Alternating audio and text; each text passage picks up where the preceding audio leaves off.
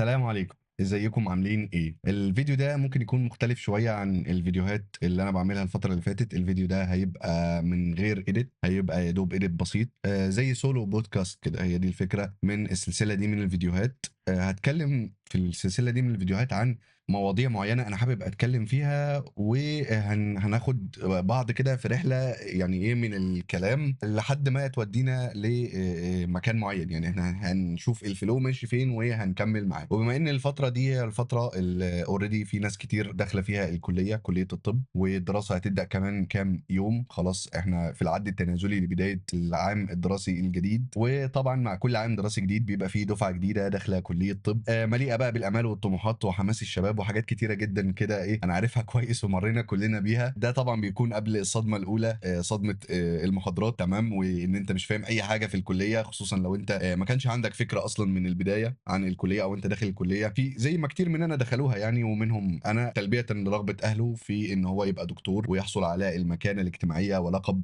الدكتور. ودي لقب لو تعلمون عظيم، يعني ان انت بتبقى دكتور العيله بقى، خصوصا لو انت فيرست جنريشن. فالموضوع بقى بيبقى كمان بعيد عن خيالك ايه اللي ممكن انت تتعرض له جوه الكليه، او ايه التحديات والصعوبات اللي هتواجهها والمشاكل اللي هتواجهها جوه الكليه. كل ده بيبقى بالنسبه لك صندوق اسود مستخبي لك ورا الايه كليه الطب، او ورا اسم دكتور اللي انت دخلت عشانه الكليه. على عكس بقى لو انت اهلك فيهم دكاتره كتير، او اوريدي في حد سبقك مثلا من اخواتك دخل كليه طب او حاجه، فانت بيكون عندك خلفيه عن الواقع وايه اللي هتشوفه، او ما وراء الستار اللي هيحصل لك بعد ما تدخل الكليه هو ايه بالظبط. فبيكون الموضوع عليك اهون شويه، وبيكون وضعك اسهل بكتير من حد ملوش اخوات او له قرايب مثلا في كليه طب، او ما شافش المعاناه بتاعه الدكتور الصغير على ما يبقى بقى دكتور كبير واسمه يبقى مشهور ويبقى اسمه بقى دكتور بجد وحاجه كده ما شاء الله، يعني ايه تفرح. فالبروسيس من اول ما تدخل الكليه لحد النقطه اللي انت فيها تبقى دكتور ناجح دي بتبقى مجهوله عن 99.9% من الناس اللي داخله الكليه. التعب والمجهود اللي انت هتبذله في الفتره من دخولك الكليه لحد ما تبقى دكتور شاطر وناجح محدش بيبقى عارف، او هو ده اللي ما وراء الايه الستار. فانا جاي اكشف لك شويه من ما وراء الستار، وجاي افهمك ايه اللي انت داخل عليه، مش عشان احبطك والله، بس عشان تبقى انت متخيل ايه اللي انت داخل عليه، تبقى عارف الصعوبات اللي هتواجهك، تبقى عارف المشاكل اللي هتقابلك، تبقى عارف هل انت مستعد او انت شخص مؤهل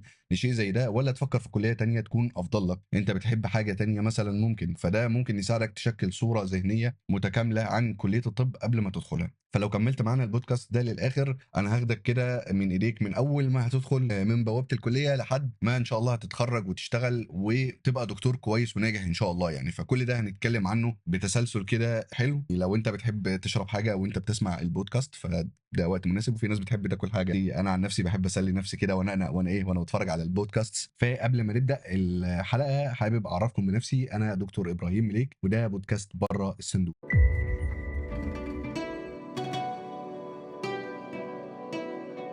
وخلينا نبدأ بأول سؤال، والسؤال اللي تقريبا ناس كتير جدا مش بتفكر فيه أصلا قبل ما تدخل الكلية، وهو ليه أدخل كلية طب؟ تعددت الأسباب إن أنت تدخل الكلية، تمام، ولكن الاشهر 4 او 5 اسباب ان انت تدخل الكليه دي. اول حاجه ان انت تكون ده شغفك او ده حلمك منذ الطفوله، انت حابب تبقى دكتور، اللي هو كنت بتجيب سماعه مثلا وانت صغير تلعب بيها، ومثلا او حصل موقف معين في حياتك شفت انت في الدكتور ده على انه سوبر هيرو، فخلاص انت خدت ايه الموضوع ده قدوه ليك، وقررت ان انت منذ الطفوله بتحلم تكون دكتور. او مثلا انت شفت حد على التلفزيون من الدكاتره الشاطرين المشهورين جدا، والامثله كتيره زي دكتور مجدي يعقوب، وقررت ان انت عايز تبقى بنفس الشهره، والناس تقعد تقول وتمدح فيك وتمدح في قد ايه انت شخص بتمارس مهنه نبيله قوي وبتعالج الناس وتخفف من الامهم والكلام ده كله.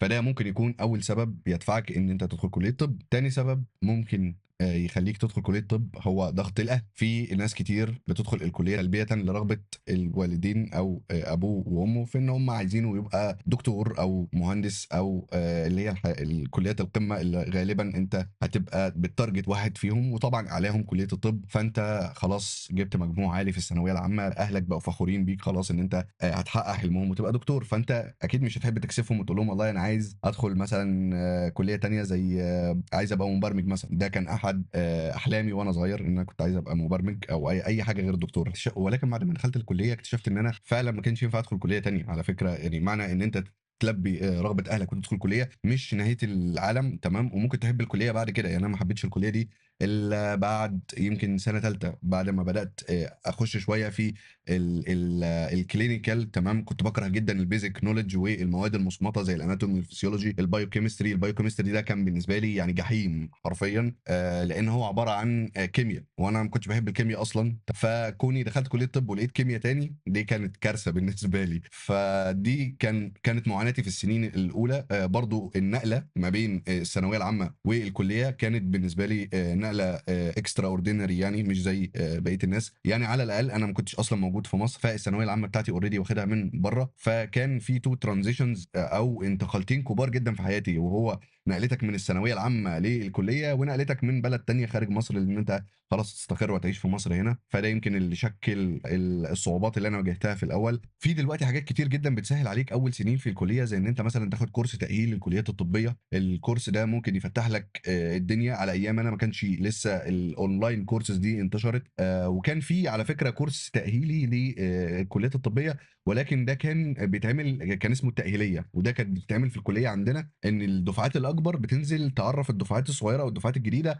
على نظام الكليه ونظام المواد وازاي بيذاكروا وازاي بيمتحنوا والكلام ده كله. ولكن انا كنت جاي من بره مصر اوريدي، فنزلت متاخر او وصلت مصر متاخر شويه، ما لحقتش ايه التاهيليه دي. وبالتالي لما دخلت الكليه لقيت ناس فاهمه السيستم وفاهمه يذاكروا ازاي، والمواد احسن مني بكتير جدا، انا مش فاهم حاجه. ودي كان الفرق ما بينهم وما بينهم، ان هم كانوا حضروا التاهيليه دي. ولكن طبعا بقى بعد كورونا والموضوع بقى اونلاين اكتر، فبقى دلوقتي وانت قاعد في البيت حتى ممكن تاخد كورس اونلاين يسهل عليك بدايه الكليه او الترانزيشن اللي بقول لك عليه ده. الموضوع ده ما كانش موجود على ايامي للاسف، ولكن هو موجود على ايامكم انتوا، فيعني ده من حظكم. فكورس التاهيل للكليات الطبيه بيسهل عليك جدا ان انت لما تقعد في اول محاضره ليك في الكليه ما تبقاش قاعد مش فاهم حاجه. يعني انا كنت قاعد اول محاضره ليا دي كانت برضو لسوء الحظ كانت بايو كيمستري، وانا برضو البايو كيمستري او الكيمياء انا اوريدي مش فاهمها بالعربي، فكيمياء بالانجلش. الموضوع يعني كان مأساوي جدا. طلعت من المحاضره دي حرفيا زي ما دخلتها، انا فاكر المحاضره دي. ومن بعدها قررت ان انا همشي في سكه الكورسات عشان احاول احسن من مستوايا. وكان فعلا في كورسات، كان في سنترز بتدي كورسز تحسن من مستواك جدا، وفعلا بدا يتحسن مستوايا في سنه اولى بشكل كبير جدا على نهايه الترم الاول، وكانت درجاتي الحمد لله كويسه. ولكن هنا كانت المشكله مع الوقت، انا بدات اتغر. فكرت ان الموضوع زي الثانويه العامه ممكن تريح شويه، وريحت بدايه الترم الثاني حوالي شهر. يعني خدت اجازه في نص السنه، ومن بعد اجازه نص السنه ما ذاكرتش، واسبوع بيجر التاني في الثالث في الرابع وانا ما بذاكرش. فالموضوع فرط مني، والتراكمات زادت جدا، لان في الكليه المنهج كبير بشكل انت مش متخيله، ولا يقارن باي منهج انت درسته سواء في ثانويه عامه بقى كنت في اي حته في الدنيا. منهج الكليه وكليات الطبيه عامه بيبقى كبير بشكل مهول جدا، لدرجه ان انت محتاج اصلا استراتيجي معينه في المذاكره، مش مذاكره عشوائي كده وخلاص. فانت لو ركنت بتبقى ازمه كبيره جدا جدا جدا بالنسبه لك، وخصوصا بقى في النظام الجديد اللي هو اوريدي انت عندكم كويزز اكتر بكتير من عندنا، والدرجات عندكم متقسمه على امتحانات اثناء السنه كبيره. فده بيجبر الطالب ان هو يذاكر وما يراكمش، ودي حاجه كويسه. احنا عندنا كان السيستم القديم ما كانش فيه نفس توزيعه الدرجات او نفس الكويزز والميد ترم والحاجات الكتيره جدا اللي كانت بتوزع الدرجات اثناء السنه فتجبرك انك تذاكر. فكان اوريدي هو الفاينل، فانت ممكن تاجل وتراكم على اساس انك هتلم في الاخر وما تلحقش تلم المواد. تالت سبب الناس بتدخل عشانه كليه الطب هي الحاله الاجتماعيه او المكانه الاجتماعيه اللي الدكتور بيتحط فيها. وانا عايز اقول لك ان المكانه الاجتماعيه اللي انت هتحط فيها دي برضو بيجي قصادها مسؤوليه كبيره جدا، لان انت قدام الناس مسؤول عن حياتهم، مسؤول عن اتخاذ قرارات مهمه جدا هتفرق جدا في مستقبلهم. لا قدر الله لو جالك عيان كريتيكال وانت قرارك ده بيعتمد عليه بقيه مستقبل العيان كله. فالمكانه الاجتماعيه اللي انت بتاخدها دي ما هيش بدون مقابل، لا هي بمقابل ان انت هيبقى عليك ستريس جامد جدا، هيبقى عليك مسؤوليه كبيره جدا. ودي الجزء الثاني من المكانه الاجتماعيه اللي محدش بيشوفه، الاستريس والمسؤوليه الكبيره اللي بتبقى عليك. واحيانا المساءله القانونيه في بعض الاحيان، انت ليه خدت القرار ده، او القرار اللي انت خدته ده كان صح ولا غلط،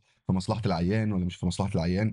كل دي حاجات بتيجي مع المكانة الاجتماعية اللي أنت أخدتها يعني. فالموضوع مش وردي زي ما بيبان من برّه، الموضوع بيبقى جواه details صعبة أنت ممكن تكون مش متخيّلها، ولكن هتتخيّلها لمّا تحس قد إيه حياة الشخص اللي قدّامك مهمة، والقرار اللي أنت بتاخده قرار critical ومهم، وممكن تكون مضطر تاخده في ثواني معدودة لو أنت طوارئ أو في العناية مثلًا. أي قرار أنت بتاخده بيفرق مع حياة العيان بعد كده. رابع سبب الناس بتدخل عشانه كلية طب، الفلوس. والحقيقة الموضوع ده برضه يعني debatable شوية، أو ممكن نتكلم فيه شوية، إن لو أنت داخل أصلًا كلية الطب عشان الفلوس، فهو مش أحسن مكان تجيب فيه فلوس. الحقيقة أنت ممكن في أحيانًا كتير تكون بتعمل شغلك ده لوجه الله تعالى أولًا، وإن أنت بتتقن شغلك ده عشان أنت شخص عنده ضمير ومسؤول عن حياة الناس وalready عنده مسؤولية كبيرة، وأنت شخص كويس ومش حابب إن أنت برضه تطلّع business out of الشغلانة بتاعتك، أو إن أنت already كدكتور ما ينفعش كل حاجة في الطب تكون business. يعني أي نعم في العصر اللي إحنا فيه تمام، الطب هو عبارة عن يعني مهنة زي أي مهنة، أنت بتاخد منها فلوس وكل حاجة، ولكن برضه الموضوع ده لازم يكون له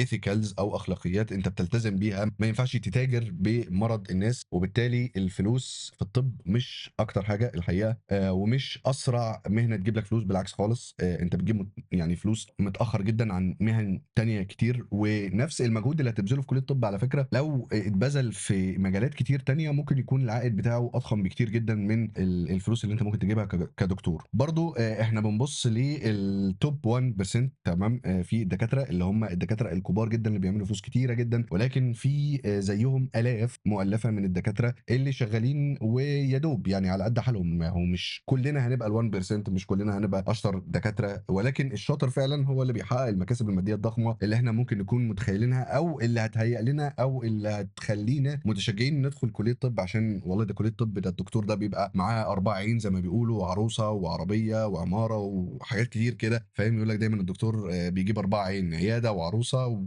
وعربية وعمارة، فاهم؟ فاللي هو أنت إيه، هتبقى باشا. ولكن الكلام ده يعني مؤخرًا ما بقاش حقيقي. يعني أحب أصدمك وأقول لك إن يعني في طبعًا ناس بتعمل فلوس كويسة جدًا من الطب، ولكن بيبقى متأخر شوية، متأخر شويتين 3 كمان عن بعض المجالات التانية اللي أنت لو شاطر فيها ومتفوق وبتبذل نفس المجهود already ممكن تحصل أكتر بكتير جدًا من الفلوس. وبعدين برضه أنت في الطب ethically ما ينفعش، أو أخلاقيًا ما ينفعش يكون number one عندك، أو الtop priority أو أهم أولوية هي إنك تجيب فلوس، وإلا أنت كده هتتحول للمتاجرة للأسف بالعيانين. ونشوف حاجات بقى سيئة أو أمثلة سيئة زي اللي بنشوفها للأسف بعض الناس يعني اللي بتغش العيان، وده طبعًا يعني غير إن هو مش أخلاقي، إن هو حرام، يعني تعتبر فلوس حرام. فده رابع سبب ممكن تكون الناس برضه بتدخل عشانه كلية طب. خامس سبب ممكن يكون حد عايز يدخل كلية طب عشانه هو إن هو عنده شغف وبيحب العلم، تمام؟ ودي أحسن يعني، أو أحسن سبب في اللي أنا قُلتهم إن أنت تدخل كلية طب. في ناس بتحب العلم النظري ويبدع ويبقى كويس جدًا في الresearch. إحنا عندنا في الطب مجال واسع جدًا اللي هو مجال الresearch ومجال الأوراق البحثية والأبحاث العلمية، ومجال واعد جدًا وبيصفّر بسرعة جدًا، وفيه مميزات كتير للناس اللي بتحب حاجة زي كده. وأنا من الناس اللي لمّا جرّبت الfield ده حسيته بجد فعلًا ممتع، يعني على عكس المتوقع إن الresearch ده ممكن يكون ممل شوية وأنت قاعد بحث علمي ومش عارف إيه. مش زي خالص الأبحاث اللي ممكن تعملها في ثانوية أو في كلية، لأ البحث العلمي أنت بتقرأ وبتضيف إلى العلم، وفي بقى clinical trials وفي meta analysis وفي حاجات كتير أوي في البحث العلمي حلوة وتستاهل بجد إن الإنسان يتعلمها ويشتغل بيها. والمفروض إن ما يبقاش في دكتور في القرن ال21 مش بيعرف على الأقل يقرأ أبحاث ويبقى updated دايمًا بآخر الguide lines والمعلومات والكلام ده. عشان برضه من فترة كده قابلني بوست غريب لأحد الدكاترة بيقول guide lines دي عبارة عن تخاريف، أو عبارة عن يعني أحلام وهمية، والكلام ده مش بيبقى على أرض الواقع. ما الجايد لاينز دي اللي بتتحط على اساس الكلينيكال ترايلز وابحاث. احنا الطب في العصر اللي احنا فيه يعتبر تجريبي، احنا مش بنعالج بالسحر ولا زي العصور الوسطى شويه اعشاب والكلام ده. لا، انت دلوقتي ايفيدنس بيزد ميديسين، انت بتشوف statistically عن طريق الاحصاء ايه اللي فعلا بيفيد العيان، وتبدا تطبقه او تحط له جايد لاينز بناء على الابحاث الاخيره. فانك تقول ان الجايد لاينز دي حاجه مش مهمه، دي تعتبر يعني حاجه غريبه جدا، لان انت اصل الطب كله مبني على الابحاث والايفيدنس بيزد ميديسين والكلام ده كله. فمنين انت العلم اللي انت والكليه والشهاده اللي انت حصلت عليها عشان تبقى دكتور هي اصلا كانت بتعلمك الحاجات دي؟ ومنين انت بتقول الجايد لاينز ملهاش اي لازمه وانها كلام فارغ؟ يعني ده كلام مش منطقي، بالعكس الجايد لاينز مهمه جدا. فكون في ليك شغف في البحث العلمي او شغف في العلم بشكل عام، هتكون دكتور شاطر باذن الله في اي مجال، سواء اتخصصت في المجال الكلينيكال او في المجال البحثي هتلاقي نفسك جدا. ومهم تكون بتحب تتعلم فعلا حاجه جديده كل يوم وتحب تضيف لنفسك وتطور من نفسك، ساعتها اضمن لك ان انت ان شاء الله هتكون دكتور شاطر في المستقبل. فدي كده الاسباب اللي ممكن الواحد يخش عشانها كليه طب. دي يعني طبعا الاسباب اللي انا يعني قدرت افتكرها او قدرت احصيها. يعني في ممكن يكون في اسباب تانية، لو عندك اي اسباب تانية او دوافع تانية لان انت تدخل كليه طب اكتبها لنا في الكومنتس تحت. ولكن دي اللي نقدر نقول الخمس اسباب الرئيسيه اللي انت ممكن تدخل عشانهم كليه الطب. طيب انت عندك سبب او اتنين او ثلاثه من الاسباب اللي انا قلتهم دول وقررت خلاص هتدخل كليه طب، المشكله فين بقى؟ المشكله بتبقى انت مش متوقع تمام ان الاكسبكتيشنز بتاعتك دي مش سهل توصل لها ابدا. كميه المذاكره في كليه طب كبيره جدا، المناهج عملاقه بشكل فظيع، وانا عايز اقول لك ان كميه العلم في الطب في الفتره الحاليه بيتضاعف كل سنه او سنتين. يعني لو نرجع من 50 سنه مثلا كان النمو العلمي في مجال زي الطب كان بطيء، فانت تقدر تكيب ابديتد بالابحاث والريسيرش والكلام ده. لكن الموضوع دلوقتي بقى اوفر جدا، كميه الابحاث والريسيرش والتضخم العلمي اللي بيحصل في السنين اللي فاتت مهول جدا، ويعني عايز قدرات خارقه عشان تكيب اب وذ everything. وده اللي بيخلي على فكره السب سبيشاليتيز تبدا تظهر. يمكن عندنا في مصر هنا السب سبيشاليتيز مش منتشر قوي، ولكن لما رحت امريكا الفتره اللي خدت فيها التدريب هناك الالكتيف لقيت ان في سب سبيشاليتيز كتيره جدا. لان ما عادش ينفع اقول مثلا انا دكتور عظام وبتاع كل حاجه في العظام، لا دلوقتي في فيلد كامل سب سبيشاليتي سباينال سيرجري بس اللي هو جراحات العمود الفقري، جراحات الركبه تخصص لوحده، ني سيرجري، تبديل المفاصل. يعني ممكن تكون دي الشغلانه او دي الفيلد اللي انت هتشتغل فيه طول حياتك. فالسب سبيشاليتيز بقت حاجه مهمه جدا نتيجه تفرع السبيشاليتيز بتاعه الطب بشكل كبير جدا، لدرجه ان ما عادش ينفع شخص واحد يقوم بكل الادوار دي او يقدر يكيب اب with everything. عشان كده السب سبيشاليتي بقت حاجه مهمه جدا في الطب، وده طبعا بينتج عنه ان سنين الدراسه بتزيد. انت كدكتور هتفضل تذاكر لاخر حياتك. ليه بقى؟ لان انت دلوقتي اخدت تخصص معين، سبيشاليتي معينه، بعد ما تخلصها هتحتاج تعمل فيها سب سبيشاليتي، انت فاهمني؟ فانت دلوقتي كل ما هتخلص حاجه هتلاقي في حاجه اعقد منها او في ستيب كمان لسه ناقصاك. فالموضوع بقى يعني ديماندنج اكتر وبيطلب منك ان انت تفضل تذاكر، تفضل ابديتد، تحضر حتى بعد ما تخلص التخصص بتاعك تحضر فيه سب سبيشاليتي. والشغل في الطب بيبقى صعب، بيحتاج خبره، ومش اي خبره، خبره كبيره. يعني انت عدد السنين اللي بتشتغلها بيفرق معاك، عدد الحالات اللي بتشتغلها بيفرق معاك، فانت على طول مطلوب منك ان انت تطور من نفسك، مش هتقف ابدا عن التطوير ده. ساعات العمل هتبقى طويله، سواء انت كنت لسه صغير نايب او استشاري كبير، فانت عدد ساعات العمل بتاعتك ممكن يكون بيزيد ما بيقلش، تمام؟ وده شيء صعب، مش اي حد بيستحمل ان حياته تبقى كلها شغل. ولكن الدكتور غالبا حياته معظمها شغل، ولو مش بيشتغل فهو بيذاكر عشان يكيب اب مع التطور السريع اللي بيحصل في الطب. فانت بتتصدم من كميه المذاكره، بتتصدم من عدد السنين المطلوبه عشان توصل للحاجه اللي كانت في خيالك، تمام؟ ان انت تبقى دكتور شاطر وكويس في المجال بتاعك. تالت حاجه بتصدمك الضغط النفسي اللي انت بتتعرض له اثناء الشغل واثناء ممارسه المهنه. الضغط بيكون عالي جدا عليك، سواء اثناء المذاكره من الامتحانات واثناء سنين الكليه، وبعد كده من ضغط الشغل والمسؤوليه اللي بتكون على عاتقك كدكتور. فمش كل الناس مؤهله انها تتعامل مع الضغط النفسي ده، ولكن بعد فتره انت تبدا تتاقلم عليه. انا مش بقول لك ان انت لو حتى مش عارف تتكيف على الموضوع ده في الاول، مع الوقت هتبدا تتكيف عليه، وممكن تطور انت من نفسك في الموضوع ده بانك تاخد ستريس مانجمنت كورسز، تبدا تحاول تشوف ازاي تتعامل مع الضغط النفسي بشكل كويس. وطبعا مع الوقت ومع الخبره ثقتك بنفسك بتقلل، والعلم بتاعك والخبره بيقللوا من الضغط النفسي اللي بيكون عليك. طيب احنا كده عرفنا الناس بتدخل الطب ليه، وعرفنا برضو بشكل كده مبدئي ايه التحديات وايه المشاكل اللي ممكن تقابلك وانت في الكارير بتاعك من اول ما تدخل الكليه لحد ما تتخرج وكمان لحد ما تتخصص. تعالى بقى اخدك في جوله داخل حياه طالب طب، وخصوصا في السنين الاولى من الكليه. يومك كطالب طب بقى بيبدا ازاي؟ بيبدا بانك غالبا هتصحى بدري لان بيبقى عندك محاضرات او سكاشن الصبح، وبعد المحاضرات والسكاشن والكليه كنا بنروح للكورسات. لو حد فينا مثلا عنده ضعف في ماده او في مادتين كان بيضطر ياخد فيهم كورس، فده حضور زياده كمان عن حضور الكليه. فبدل مثلا ما اخلص الساعه 4 اخلص الساعه 6 بالليل، واحيانا كنا بنطلع من الكورسات ايام الامتحانات وايام الضغط الساعه 8 بالليل. فانت تخيل ان انت من 8 الصبح ل 8 بالليل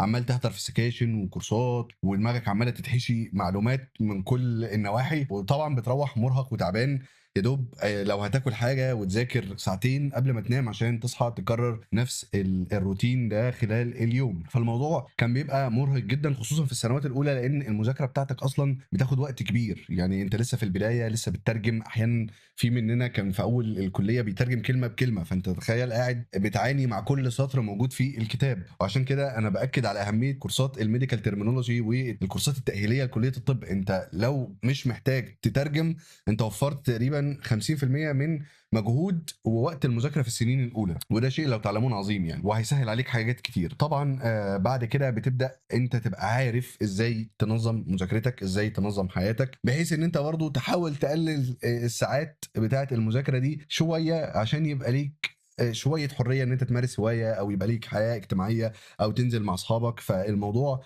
مش بالسهوله اللي انت متخيلها في الكليه، وده بيأثر بشكل كبير جدا على حياتك الاجتماعيه. الحياه الاجتماعيه لطلاب طب عامه بتبقى محدوده نظرا لضيق الوقت. يعني هو مش بيقدر يحضر كل حاجه، مش بيقدر يحضر مثلا كل افراح العيله، مش بيقدر يخرج وقت ما اصحابه بيخرجوا. تمام. برضه لو هو واخد كليه في محافظه تانية، فهو بيبقى انعزل عن البيئه اللي اتربى فيها وعن اصحابه اللي كان معاهم، فبيبدا يكون اصدقاء الكليه، دي مرحله تانية خالص. تمام. فحياتك الاجتماعيه بتبقى برضه ليميتد شويه في كليه الطب. واكتر حاجه هتقابلك في السنين الاولى بتكون محبطه، هو عدد ساعات مذاكرتك لا يتناسب مع درجاتك. يعني انت ممكن تلاقي حد بيذاكر اقل منك وبيجيب درجات اعلى منك، فالمقارنات دي بتشكل ضغط نفسي عليك برضو في البدايه. هو ليه انا مش بجيب درجات كويسه زي ناس تانية ممكن اكون شايفها بتذاكر اقل مني بكتير؟ ولكن الموضوع بيبقى مش بالبساطه دي. تمام. انت متعود ان انت اشطر حد دايما في الفصل او في المكان اللي كنت فيه، ولكن انت لما اتخذت من الثانويه العامه ورحت للكليه، ما بقتش انت اشطر حد موجود في الفصل، انت اوريدي خدوا اشطر حد من كل حته وحطوهم مع بعض في مكان واحد، فالمنافسه بتكون شرسه جدا. وفي كتير من الطلاب اللي بيطلعوا من الثانويه العامه بيكون عندهم اوريدي بيرن اوت بسبب الثانويه العامه وضغطها ومشاكلها، وبيدخل الكليه عايز يشم نفسه وعايز يريح، ولكن الكليه بتضغطه اكتر. ففي منهم اللي بيبيرن اوت في النص. يعني كتير قوي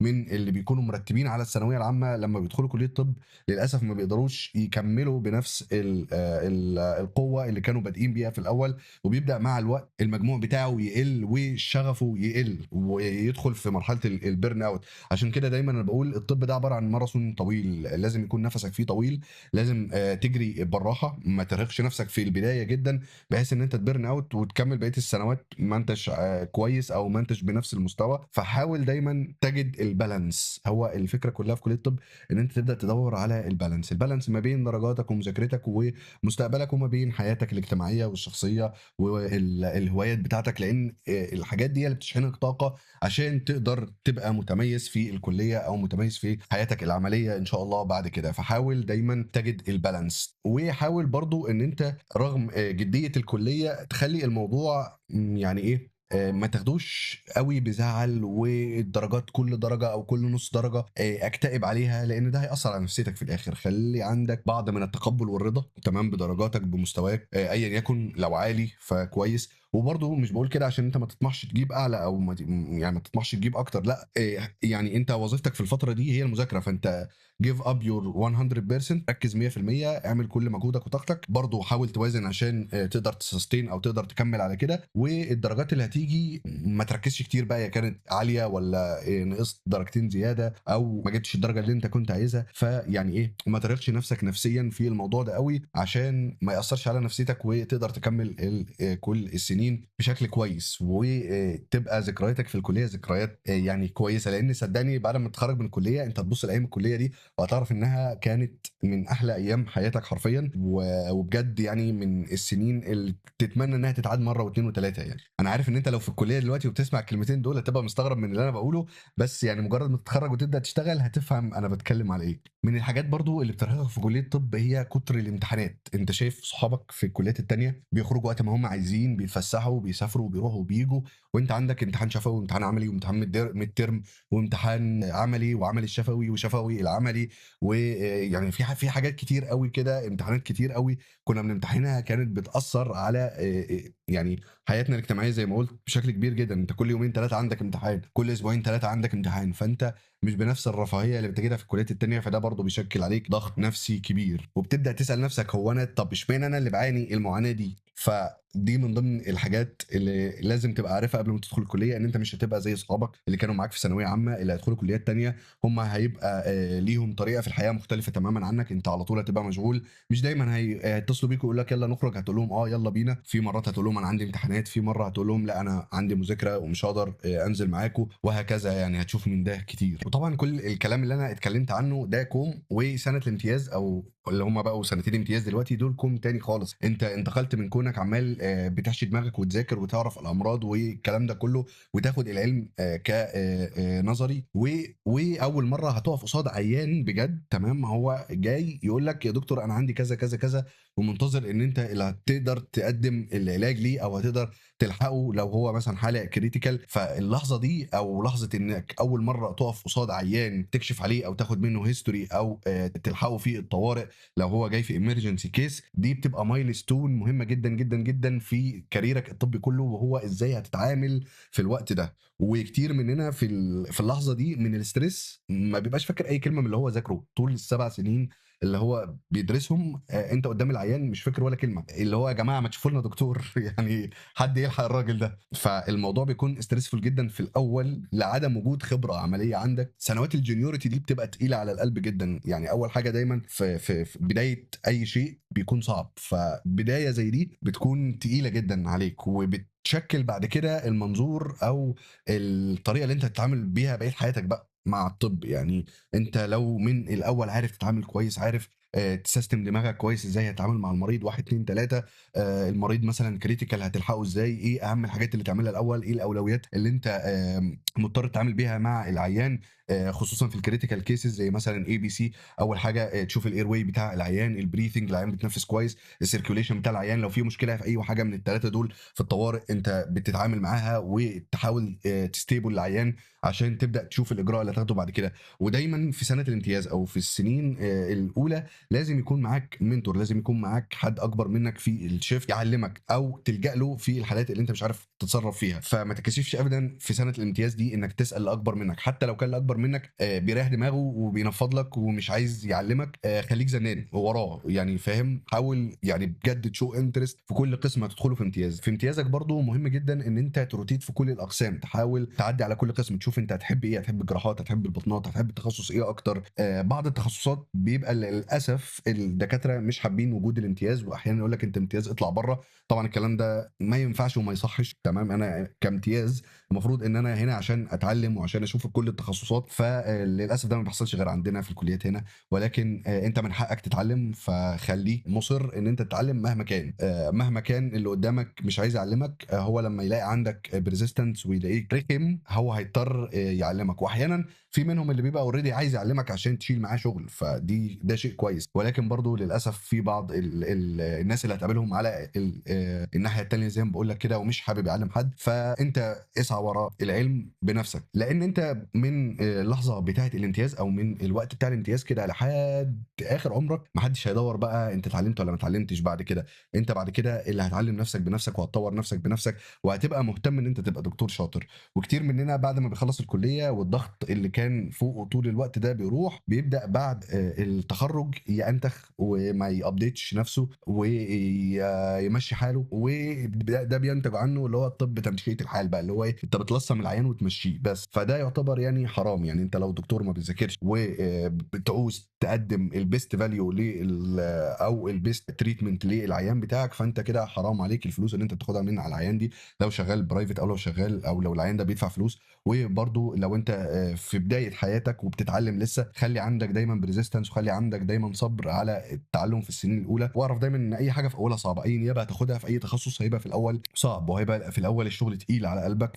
حاول ما تأنتخش، وحاول بعد الكلية ما تحسّش إن أنت خلاص بقى بقيت حُر وما فيش امتحانات وما فيش كويزات وما فيش الكلام ده، فخلاص مش هاذاكر. لأ، أنت still لازم تذاكر، لإن أنت غير إنّك هتحضّر تخصُّص وهتمتحن ماستر أو هتمتحن زمالة أو هتمتحن أي حاجة من الحاجات دي، أنت برضه بتذاكر عشان تعرف تعالج العيان ده وتبقى واثق من القرارات اللي أنت بتاخدها، ما تاخدش قرارات غلط. وعشان كده قُلت لك في الأول إن الشخص اللي داخل كلية الطب نتيجة شغف للتعلم تمام، وبيحب يتعلم كل يوم حاجة جديدة، ده فعلًا اللي هيلاقي نفسه في الكلية. أنت حرفيًا كل يوم بتتعلم حاجة جديدة، سواء بقى كنت في التخصص لسه في الأول، أو كنت already خدت تخصص وبتحضّر sub speciality، أو فيما بعد هتkeep updated عشان تقدّم الbest value حتى وأنت استشاري، أو تفضل دايمًا updated حتى وأنت استشاري، فأنت دايمًا بتتعلم. وطبعًا بيقابلك طول الوقت ده تحديات من ضغط ساعات عمل طويلة جدًا وقلة نوم، والحاجات دي كلها هتواجهها وهتضطر تتعامل معاها في الكلية. المميزات بقى هو الsatisfaction اللي أنت بتحسه بقى، إن أنت راضي عن نفسك لمّا بتقدّم فعلًا كل اللي تقدر عليه للعيان، وتشوف العيان بيتحسن قدّامك. دي أحد الحاجات أو المميزات الكبيرة جدًا في الكلية بتاعتنا. أنت غير الكليات التانية، مثلًا كلية مثلًا زي البرمجة اللي أنا كنت حابب أدخلها، أنت بتعمل application أو بتعمل كذا، أو بتشتغل في شركة معينة فبتعمل كود، يعني بس الeffect بتاعك مش بتشوفه على حياة الناس على طول زي الطب. أنت الطب بتشوف الeffect بتاعك على العيان direct. عيان مثلًا داخل أو أنقذت أنت حياته في الطوارئ، أو الحمد لله دخل معاك العناية وطلع من فترة critical جدًا، أو فترة كان هو فيها عيان وتعبان جدًا، لإن هو اتحسن وخرج. دي بتبقى يعني مكافأة كده بتاخدها على كمية الصبر البهدلة اللي أنت شُفتها طول حياتك من أول الكلية لحد البهدلة اللي أنت بتشوفها وأنت شغال. فدي أحد مميزات الطب. تاني حاجة، مع الوقت أنت بيتعرف إنك شاطر، بتلاقي تقدير من زمايلك اللي حواليك، بتلاقي تقدير من الناس اللي شغالين معاك، الteam التمريضي اللي شغال معاك، بتشوف فعلًا في عينيهم إن أنت دكتور شاطر. دي حاجة هم بيعتزّوا بيها جدًا، أو بتفرق معاك جدًا في الشغل، وبتفرق مع عيانينك جدًا إن هم يلاقوك واثق من نفسك، دايمًا updated،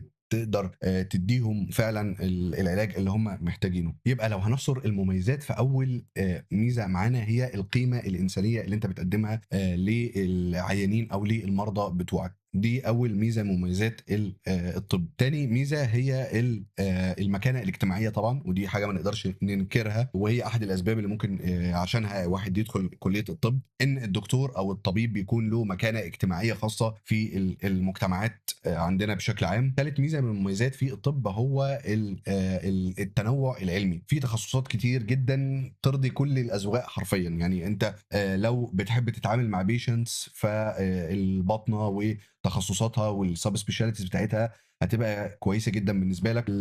لو أنت بتحب تشتغل بإيدك، فالجراحة هتكون بالنسبة لك هي التخصص الأفضل ليك. لو أنت شخص مش بيحب لا الجراحة ولا الباطنة، عندك الresearch والبحث العلمي، عندك تخصصات زي الclinical pathology، أنت بتتعامل مع الأنسجة والميكروسكوبات. عندك برضه مجالات جديدة زي الذكاء الاصطناعي في الطب، وحاجة اسمها الtelemedicine. فكل دي حاجات أو fields كتيرة جدًا موجودة في الطب. فحرفيًا أنت أيًا يكن ميولك هتلاقي حاجة تناسب الميول بتاعك في الsub specialties اللي موجودة في الطب. فدي تعتبر من المميزات. رابع ميزة سرعة السفر. تمام، معروف إن الدكاترة بيسافروا بسهولة، مش بسهولة أوي زي ما أنت متخيل، ولكن فرص سفرهم بتكون أكتر من الأماكن التانية. ليه؟ ده بسبب الاحتياج الكبير جدًا العالمي لكل التخصصات. طبعًا في تخصصات بتكون أفضل من تخصصات تانية في السفر، وديتيلز كده ممكن نبقى نتكلم عنها بعدين. ولكن الطب ممكن يديك فرص ان انت تروح اماكن انت ما كنتش هتروحها الا اذا كنت طبيب يعني. فبيديك فرصه ان انت يعني تعمل حاجات اوت اوف يور ايماجينيشن حرفيا، ممكن انت ما تتخيلهاش دلوقتي، ولكن وقتها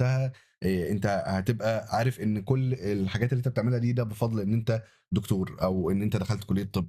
زائد انك طبعا تقدر تحضر معادلات زي اليو اس ملي والبلاب، وتروح تشتغل في بلاد اجنبيه وتبقى دكتور هناك. وفي بعض الاحيان بتاخد جنسيه مع الحاجات دي. طريق الريسيرش على فكره بيدي الجنسيه الامريكيه لو انت شخص مهتم بالريسيرش وبتشتغل ريسيرش وعندك اوراق بحثيه. ده بيسهل عليك ان انت تاخد الجرين كارد وتاخد الجنسيه الامريكيه. تقديرا للعلم هتلاقي فرص كبيره جدا ليك بره لو حابب ان انت تسافر. فدي تعتبر برضو من المميزات الهامه جدا او المهمه جدا في المجال الطبي. طبعا المجال الطبي مليان افكار بيزنس وحاجات كتيره جدا، وفي كل يوم مشاكل انت تقدر تحلها وتستفيد منها كبزنس يعني. فالاوبورتيونيتيز مهوله جدا في المجال الطبي. عيوب بقى الطب او كليه الطب هي التعب والارهاق البدني والذهني المستمر. ان انت ممكن كدكتور تتعرض في اي وقت للبيرن اوت، ونسبه البيرن اوت في الطب عاليه جدا جدا جدا. ولو تابعت الدكاتره الاجانب هتلاقي كتير منهم بيسيب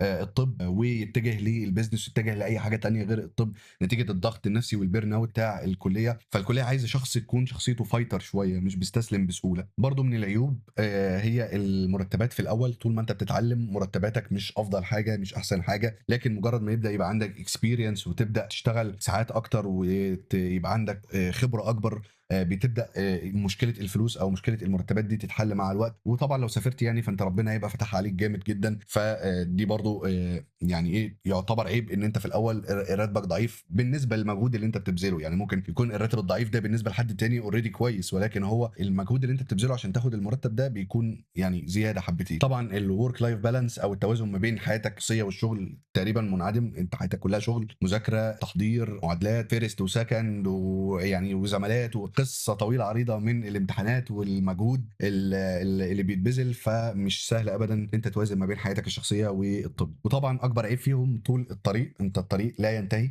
مرحلة لا تنتهي من العلم. تمام، هتخلص شهادة هيبقى فيه اللي بعديها، هتخلص معادلة هيبقى فيه اللي بعديها. فانت طول حياتك بتمتحن وتحضر لحاجة معينة. فده بيكون يعني لبعض الناس مرهق جدا ان الطريق طويل طويل قوي يعني. فالخلاصة الطب ما هوش طريق يعني جميل خالي من المشاكل والعقبات. اي طريق في الدنيا بيبقى فيه مشاكل وعقبات، وفي نفس الوقت ما هوش جحيم كامل من غير اي مميزات.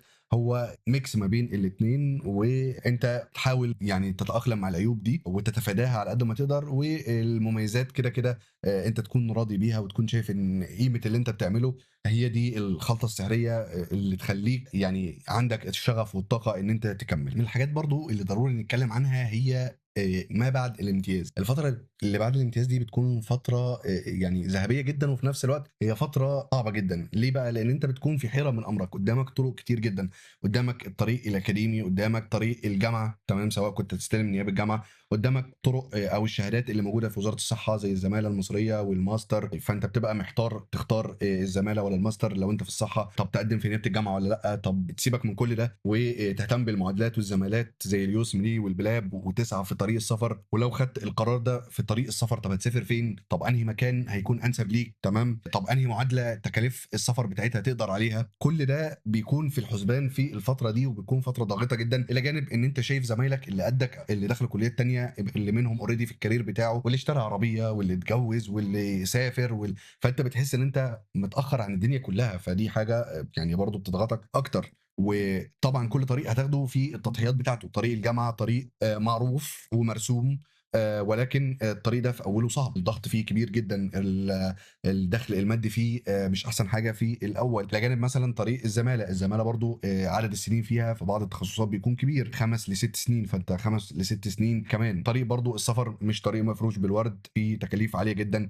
للسفر، سواء كنت هتحضر معادلات، امتحانات بقت غاليه جدا. فكل دي حاجات انت بتبقى مشغول او دماغك مشغوله بيها في الفتره دي. فبتكون فتره عصيبه جدا. فالفتره دي محتاجه ان انت تكون يعني بتخطط لها يمكن من قبل ما توصل للمرحله دي، من قبل ما توصل للامتياز، ومن قبل ما تتخرج اصلا انت لازم تخطط كويس وتبقى شايف ايه الانسب ليك. فدي احد عيوب تعدد المجالات في الطب او تعدد الفرص قدامك، ان انت بتخش في حاله اناليسيس باراليسيس. انت عمال تانلايز كل حاجه ومش عارف تبدا في حاجه. فدي مشكله كبيره حبتين بتواجهها مع التخرج. مش معنى كده ان الكليات التانيه ما فيهاش نفس المشاكل، لا فيها نفس المشاكل، ويمكن مشاكل اعقد، ان هو ممكن يكون مش لاقي شغل اصلا. فيعني برضو دي حاجه نحمد ربنا عليها. ولكن برضو بتكون فتره صعبه وتقيله ان انت تحدد ايه المسار اللي انت عايز تكمل فيه بقيه حياتك كله. ده قرار مش سهل. فوانت في رحلتك في الطب بشكل عام او في ممارسه المهنه دي، هتقابلك لحظات صعبة زي انك تتعب يوم كامل وما تعلمش حاجة جديدة كان نفسك تتعلمها، زي ان دكتور كبير يزعق لك او ينتقدك بشكل جامد فده يأثر في نفسيتك، او ان مريض مثلا قدر الله يموت او حاجة. فبرضه الاكسبيرينس دي مش بتكون سهل عليك في الاول. اي نعم، بعد كده ممكن تبدأ تتأقلم مع فكرة ان انت بتتعامل كل يوم مع الموت والحياة. فالموضوع ده بيحتاج فترة على ما تتأقلم عليه. الى جانب برضو ان في اوقات كويسه زي ان مريض ربنا يشفيه على ايدك فيدعي لك دعوه حلوه. دي بتبقى من الاوقات اللي بتحس فيها برضا عن نفسك كبير جدا. نجاح صغير في انك تتعلم حاجه معينه، فانت حاول يعني كل حاجه تتعلمها او تنجح فيها تدي لنفسك كده طاقه ايجابيه وتسليبريت السمول وينز إن أنت تحتفل بالنجاحات الصغيرة، ده برضه هيفرق معاك جدًا في رحلتك وأنت بتتعلم وبتطوّر من نفسك في الطب يعني. فالطب بشكل عام بيأثّر على نفسيتك وحياتك الاجتماعية بشكل ضخم جدًا، فأنت محتاج فعلًا تكون قوي من جواك وتتعلم إزاي تحافظ على توازنك النفسي، وفي نفس الوقت توازن ما بين الضغوطات والشغل وما بين حياتك الاجتماعية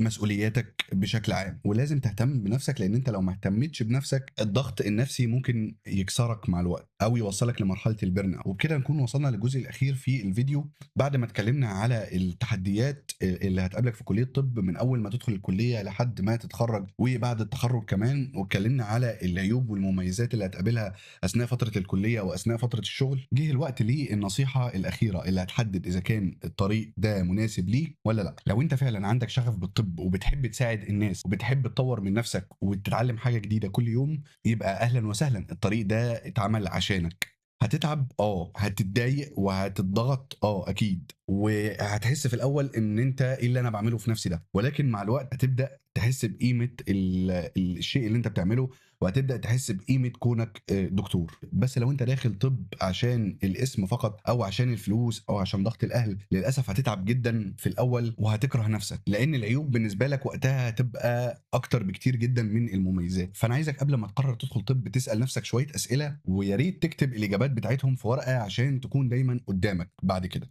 هتسأل نفسك أنا ليه عايز أدخل كلية الطب؟ وهتسأل نفسك هل أنا مستعد أذاكر وأفضل أشتغل بجد لسنين طويلة؟ تالت سؤال هتسأله لنفسك هل أنت فعلًا تقدر تتحمل مسؤولية حياة ناس؟ رابع سؤال هتسأله لنفسك هل أنا أقدر أضحي تضحيات كبيرة زي تضحيات بالحياة الاجتماعية بتاعتي الرفاهيات في سبيل إن أنا أكون دكتور شاطر والّا لأ؟ لو إجابتك على معظم الأسئلة دي يبقى توكل على الله، لو لأ يبقى ما فيش مشكلة، اختار طريق تاني يناسبك ويناسب قدراتك فعلًا. وافتكر إن في النهاية أي شخص بيجتهد في أي مجال على فكرة حتى لو ما بيحبوش ممكن يوصل فيه لنجاح، ولكن هي الفكرة إن أنت لو بتحب المجال اللي أنت فيه فنجاحك هيكون أسهل والsatisfaction بتاعك ونفسيتك هتكون أحسن بكتير جدًا. وبرضه عايز أقول لك إن طب فيه كل المجالات اللي ترضي جميع الأذواق، فلو أنت already بتكره الكلية حاول تجتهد وتبني شغفك. في مقولة حلوة جدًا أستحضرها في الوقت اللي أنا باصوّر فيه دلوقتي، إن الشغف يُبنى، يعني أنت شغفك ده بتبنيه مع الوقت، الحاجة اللي أنت بتعملها بتكرار تبدأ تتمكن منها هي بتكون شغفك، لكن إن أنت تقعد كده ومستني الشغف هو اللي هييجي لك ده في الأغلب مش بيحصل. فشغفك يُبنى، حتى لو أنت دخلت كلية طب وأنت مش مقتنع بيها 100%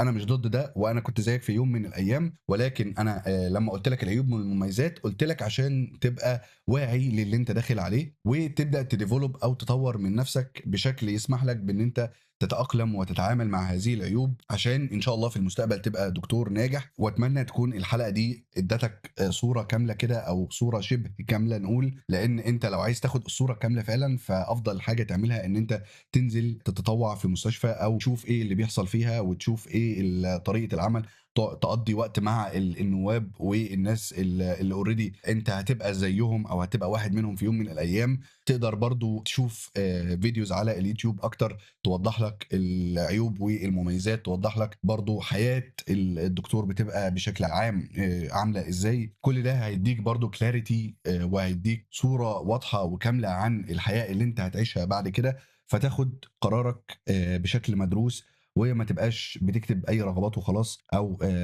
هابقى دكتور ويعني إيه اللي هو كده وخلاص يعني، فاهمني؟ زي معظمنا ما دخل الكلية في الأول، لأ ادرس قرارك يمكن أنت فعلًا تكون بتحب حاجة تانية وتميُّزك فيها هيكون أسهل من غير ما تمُر بفترات الصعبة اللي بتكون في الأول. وفي النهاية الطب حلم جميل للي مستعد يعيشه بكل تفاصيله، بعيوبه، بمميزاته، ولكن مش شرط يكون ده حلم الجميع، في ناس ليها أهداف وأحلام تانية في الحياة. ولو الطريق ده ليك فإن شاء الله هتكون ناجح فيه، وكل يوم هتتعلم حاجة جديدة وتبدأ تبني الskills بتاعتك عشان تبقى دكتور ناجح ووجوده في الحياة له معنى. وفي الآخر أحب أشكرك إنك كمّلت معايا الفيديو للآخر. هاحُط لك في المصادر تحت شوية كُتب تقدر تقرأهم، يدّيك برضه نبذة عن حياة الدكتور وبعض الdilemmas اللي بنقع فيها وبعض الحاجات أو المشاكل اللي بنقابلها. معظم الكُتب دي أو تلات أرباعها بالEnglish، فممكن يكون صعب عليك قراءتها في الأول، ولكن حمّلهم ممكن حتى بعد كده أثناء الكلية تبقى تقرأهم. وبرضه هتلاقي في الdescription link لينك كورس التأهيل للكليات الطبية، إن شاء الله تستفيدوا منه ويسهل عليكم البداية في كلية الطب. وما تنساش تشترك في القناة عشان تشجعنا ننزل فيديوز أكتر تفيد كل اللي حابب يدخل كلية الطب وكل طلاب الطب. وهتلاقي برضو لينك الانستجرام تقدر تتواصل معايا هناك، وأنا بحاول على قد ما أقدر أرد على كل استفساراتكم. ولو عايز تعرف قصتي مع المعادلة الأمريكية ورحلة تدريبي الطبية في أمريكا، هتلاقي